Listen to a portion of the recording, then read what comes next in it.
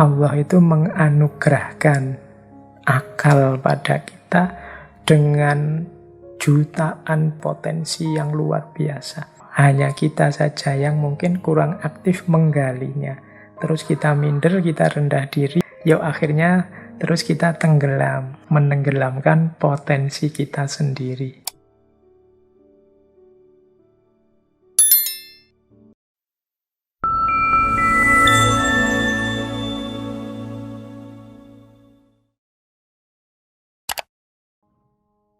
Assalamualaikum warahmatullahi wabarakatuh. Bismillahirrahmanirrahim.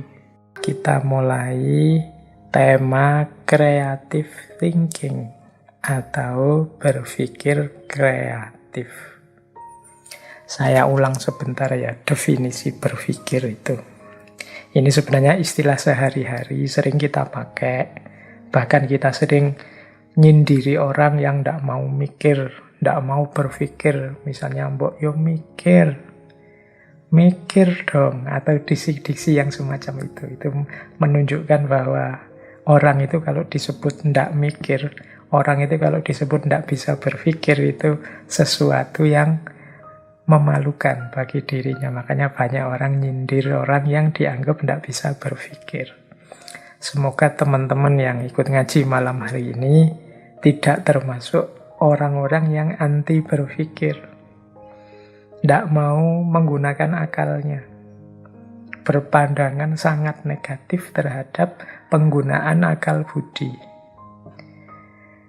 Karena seperti apapun kita tidak mau menggunakan akal, sebenarnya secara alamiah kita pasti menggunakannya. Kalau kita sehat jasmani dan rohani. Tidak mungkin orang itu hidup tanpa akalnya. Bahkan di ranah apapun, termasuk ranah agama. Dalam beragama pun kita juga dituntut untuk jernih, sehat cara berpikirnya. Meskipun nanti tentu saja standar berpikir jernih dan berpikir sehat itu kadang-kadang beda-beda. Nah, ini yang sering kemudian jadi perdebatan, sering jadi masalah. Tapi kita tidak ke situ dulu. Kita awali dulu pelan-pelan. Dari definisi berpikir. Apa sih berpikir itu? Berpikir itu adalah proses kognitif terorganisir bertujuan yang kita gunakan untuk memahami dunia kita. Nah, perhatikan 3 ciri tadi ya. Kognitif, terorganisir, bertujuan. Kognitif itu berarti ada proses-proses akal yang bekerja, rasio yang sedang aktif dan sadar. Jadi yang pertama dia proses akal, proses rasio, proses kognitif sadar yang memang sengaja kita jalankan, kita hidupkan. Kemudian yang kedua terorganisir. Terorganisir itu ada tertibnya, ada urutannya. Tadi saya melihat apa, kemudian saya pahami sebagai apa, kemudian saya simpulkan berarti apa. Nah, itu namanya kan terorganisir. Saya melihat orang yang dadanya sesak misalnya. Kemudian saya pahami mengapa kok dia dadanya sesak. Oh, dia punya sakit asma. Ketika kita menyimpulkan sesuatu secara sadar menggunakan akal kita, itu sebenarnya ada pola-polanya. Itu yang disebut terorganisir. Jadi tidak iseng, tidak asal, tidak sesuka-sukanya sendiri. Jadi ada patternnya, ada polanya. Itulah namanya berpikir. Dan yang ketiga, bertujuan. Jadi ada maksudnya. Mengapa sih kok tadi aku ingin tahu sebenarnya dia ini kena apa, dia ini terserang apa, itu kan ada tujuannya. Jadi mungkin tujuannya sekedar untuk tahu sehingga bisa menentukan sikapku padanya, atau tujuannya untuk bisa menjaga masyarakat sini biar tidak kena tertular juga, dan macam-macam. Itu namanya tujuannya. Jadi berpikir itu kognitif, terorganisir, bertujuan. Nah, ini kalau definisi dari bukunya seperti itu. Atau teman-teman bingung dengan penjelasan ini, tidak usah dipahami atau dihafalkan definisinya, disadari saja proses berpikir yang terjadi dalam diri kita. Caranya, misalnya ada orang punya tips seperti ini, untuk mendeteksi kita ini berpikir apa enggak. Ada satu quotes yang bagus, yang bunyinya begini: as you start asking question and seek answers, you are in fact thinking. Jadi begitu engkau bertanya dan mencari jawaban, saat itulah sebenarnya engkau sedang berpikir. Jadi definisi tadi mungkin susah dipahami, ya tidak harus dihafalkan, tapi sadarilah, oh ini lo mikir itu. Nah, untuk sadar bahwa ini sedang mikir itu caranya mudah. Yaitu ketika kita sedang menanyakan sesuatu atau mencari jawaban sesuatu, saat itu juga sebenarnya kita sedang berpikir. Misalnya teman-teman bertanya, ini tadi ngajinya mulai jam berapa ya? Nah, itu otomatis setelah ada pertanyaan itu kan pikiran kita jalan. Oh, saya tadi juga tidak ikut mulainya, tapi biasanya ya kalau ngaji filsafat mulainya jam 8. Nah, ini jawabannya. Jadi dari pertanyaan kemudian ketemu jawaban, ini kan proses berpikir. Jadi ya, ayo disadari peristiwa ini yang terjadi di dalam diri kita, yaitu peristiwa berpikir. Ya, identifikasi paling mudahnya ketika kita bertanya. Di situ biasanya terus proses ini terjadi. Ya, kita sering tidak sadar secara penuh terhadap proses ini. Karena sejak kecil sebenarnya kan kita juga sudah berpikir. Kalau dalam ilmu logika itu ada namanya logika alamiah.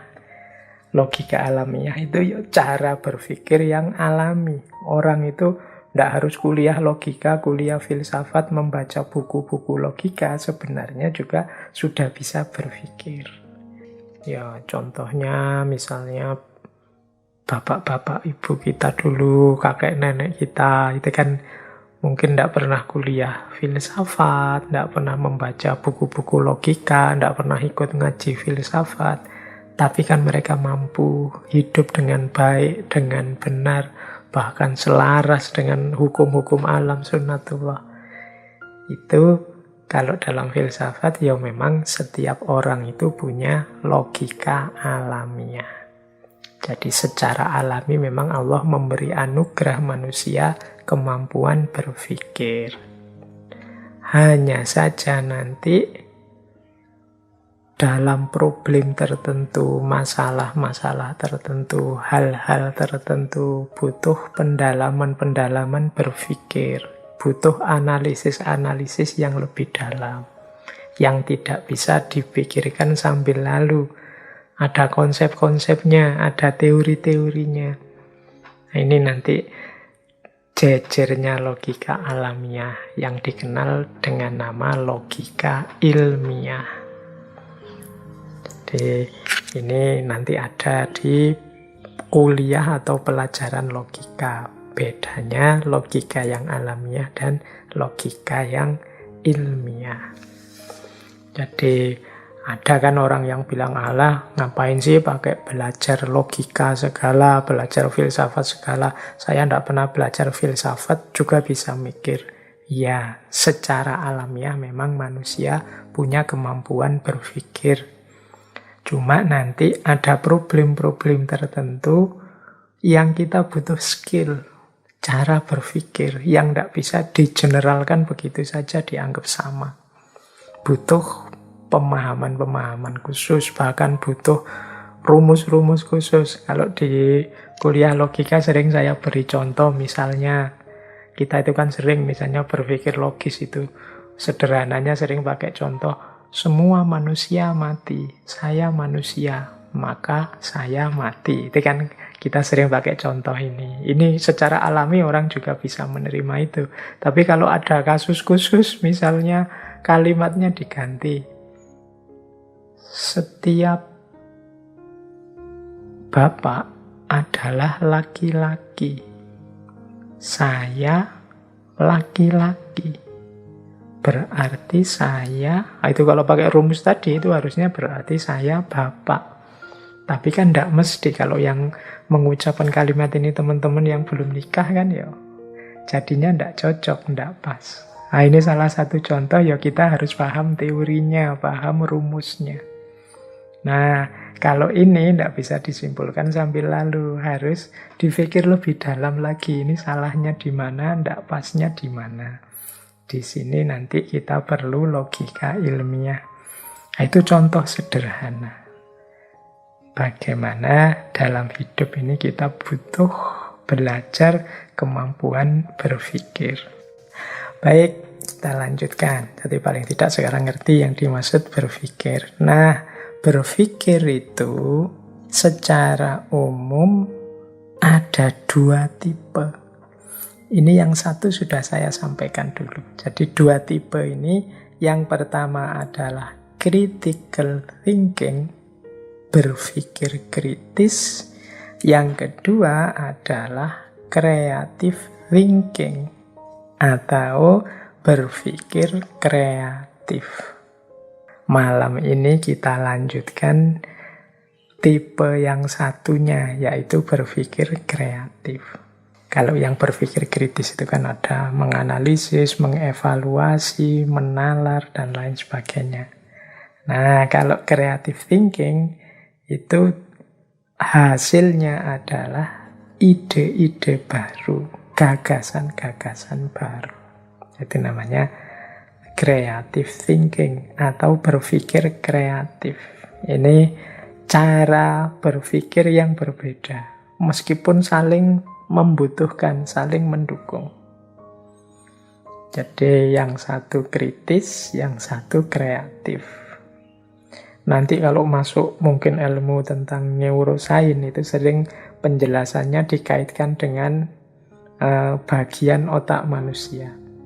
Yang otak kiri itu sifatnya matematis, critical thinking.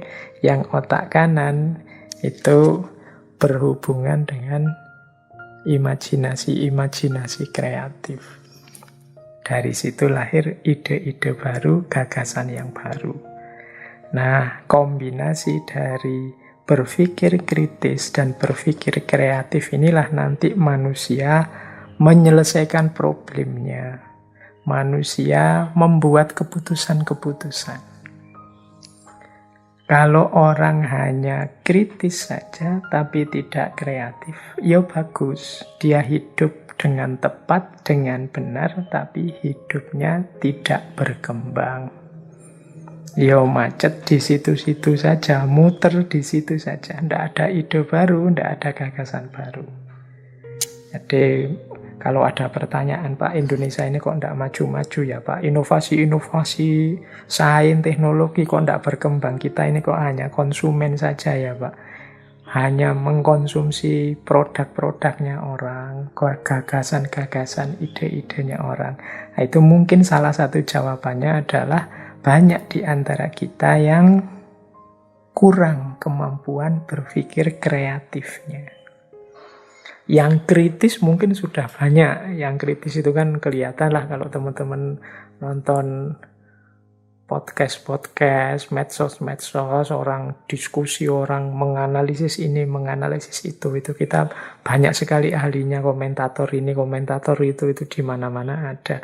Mungkin kita yang agak kurang adalah para ahli yang kuat dalam hal berpikir kreatif. Menghasilkan ide-ide baru, gagasan-gagasan baru, tawaran-tawaran yang baru. Ya kalau tidak ada yang baru kan kita tidak berkembang, kita mandek di situ saja. Jadi kalau ingin progres, ingin maju, Antara lain kita harus mengasah kemampuan berpikir kreatif kita. Nah, ya meskipun kemampuan berpikir kritisnya jangan ditinggal. Kreatif tanpa kritis nanti ngawur. Kritis tapi tidak kreatif ya jalan di tempat. Kita tidak berkembang, tidak maju-maju. Dua kutub ini penting. Oleh Allah difasilitasi dengan otak kiri dan otak kanan.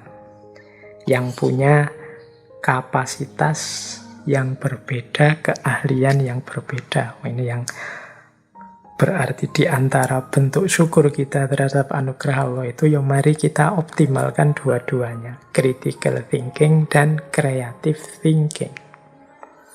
Ada yang mengilustrasikan dua kemampuan kritis dan kreatif ini seperti kalau kita naik, kalau bahasa Jawa ini naik getek atau naik perahu kecil itu yang kita jalankan dengan dayung yang punya dua pedal, punya dua sisi. Sisi yang satu itu berpikir kritis, sisi yang satu berpikir kreatif. Ini dua-duanya harus hidup.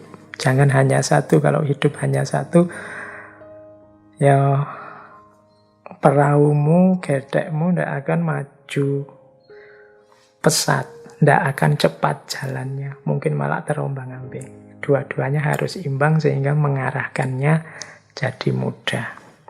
Nah, jadi ini berarti berpikir itu penting, eksistensial, dengan dua tipenya, yaitu critical thinking dan creative thinking. Ini harusnya saya mulai menjelaskan tentang critical thinking. Tapi critical thinking sudah kita jelaskan, berarti malam hari ini kita tinggal menjelaskan yang creative thinking. Baik, kita lanjutkan. Pembahasan tentang kreatif atau kreativitas. Dalam bahasa Indonesia, kreativitas ini sering didefinisikan sebagai daya cipta. Daya cipta itu satu proses mental yang membuat lahirnya gagasan-gagasan baru atau pemecahan-pemecahan baru, atau menemukan peluang-peluang baru, kemungkinan-kemungkinan yang baru. Ini kalau dalam bahasa Indonesia ini disebut daya cipta. Kemampuan mengkreasi, mengcreate. Meskipun yang dimaksud baru itu tidak harus sesuatu yang sama sekali sebelumnya belum ada.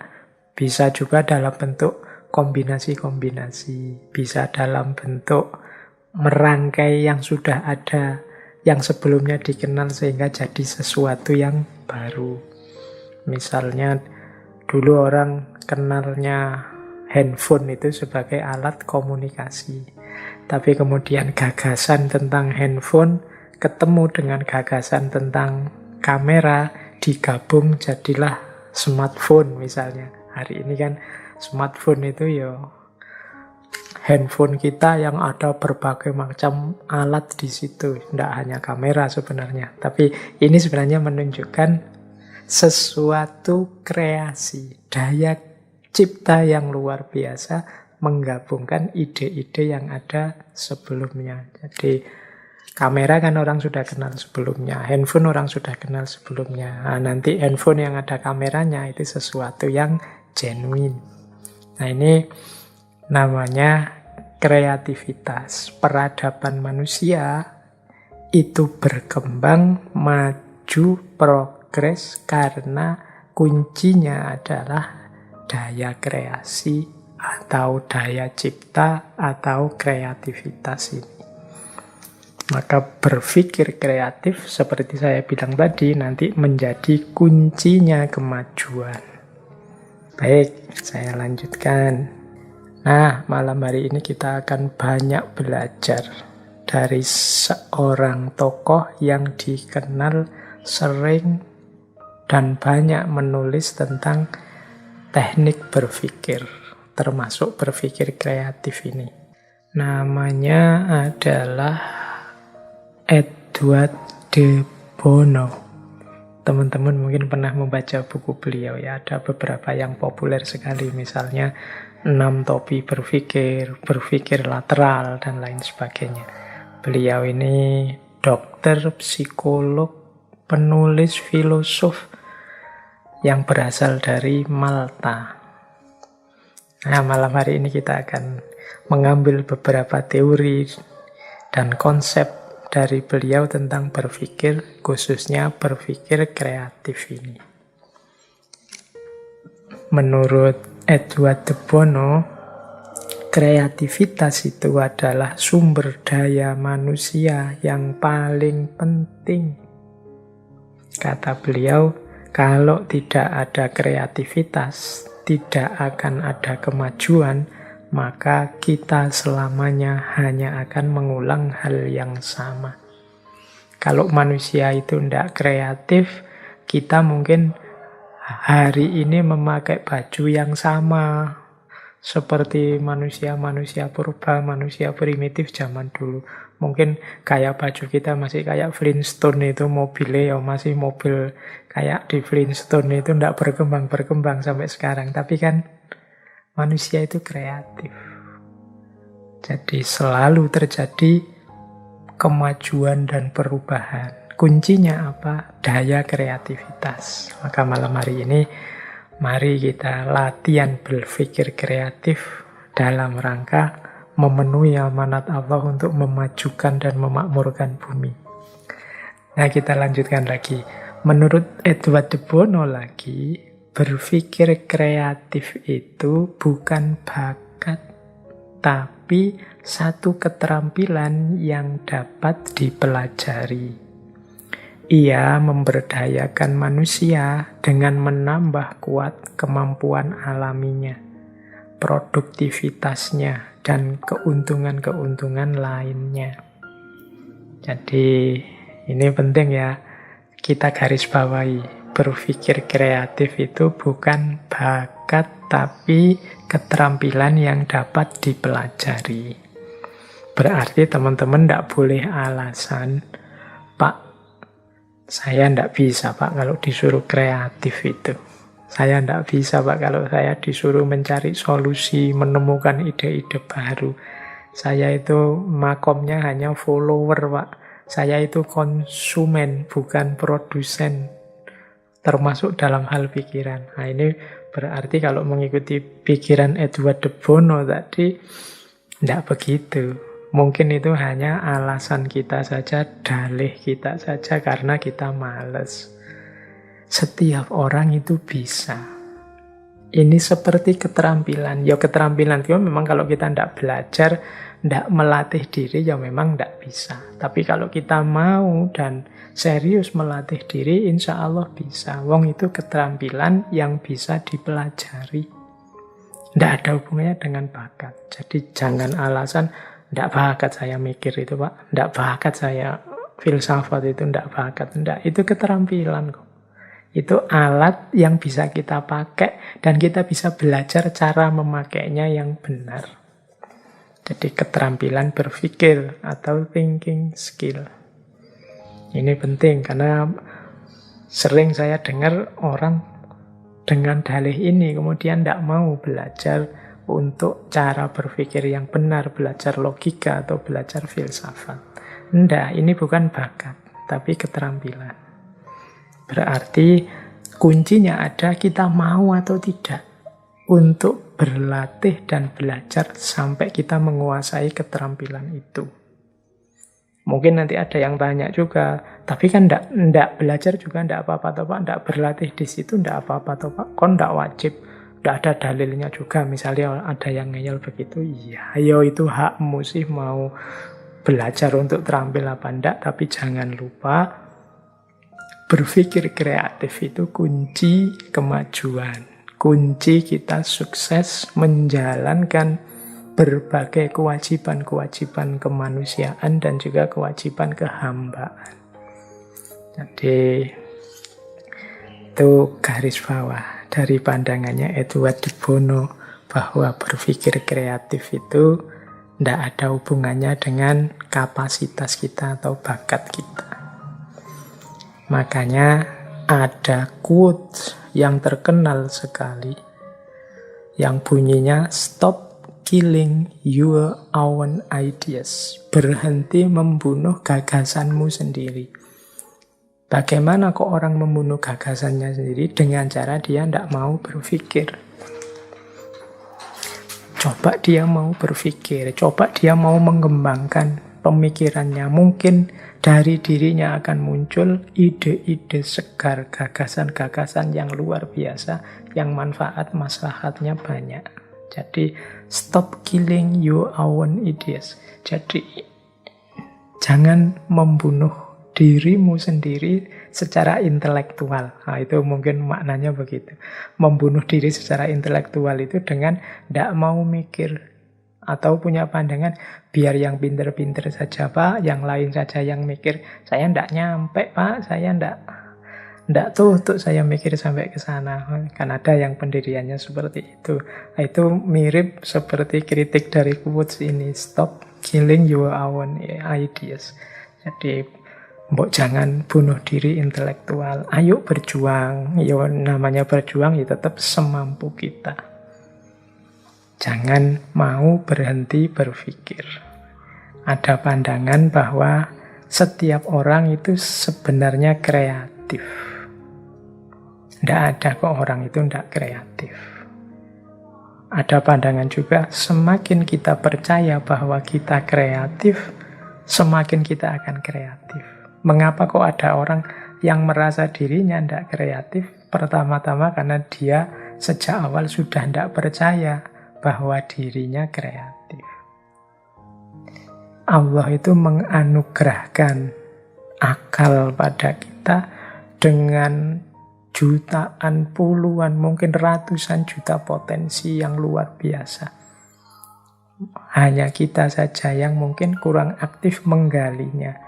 Terus kita minder, kita rendah diri, memposisikan diri, Pak saya level-level orang biasa awam saja Pak, tidak mungkin saya punya gagasan-gagasan otentik. Yuk akhirnya terus kita tenggelam, menenggelamkan potensi kita sendiri. Teman-teman kan mungkin sering ngalami ya, misalnya ini loh dari orang yang tidak terduga-duga tiba-tiba muncul gagasan yang luar biasa. Ini orang ini hanya pedagang keliling, tapi begitu diajak ngobrol, keluar ceplosan yang mengagetkan, yang tidak kalah dibandingkan para filosof. Simbahku, nenekku ini hanya petani, tapi kalau menasehati kalah Cicero, Seneca, Marcus Aurelius itu. Mengapa bisa begitu? Ya memang karena setiap orang punya derajat level intelektual yang tinggi. Hanya saja mungkin banyak orang yang tidak sadar atau tidak percaya dengan kapasitas dan kemampuannya. Ada pandangan lagi kreativitas seseorang itu dari ekspresi otentiknya. Kalau teman-teman ingin kreatif, berhenti jadi follower saja, yang membebek saja, ikut saja gagasan orang. Itu yang membuat kita selalu bingung, terombang-ambing ke kiri, ke kanan, ke selatan, ke utara. Ayo, ekspresikan keinginan otentikmu. Ungkapkan apa yang engkau inginkan. Jangan malu-malu menyatakan apa yang terlintas di pikiranmu. Siapa tahu dari situ muncul gagasan-gagasan besar dan penting. Jadi stop killing your ideas.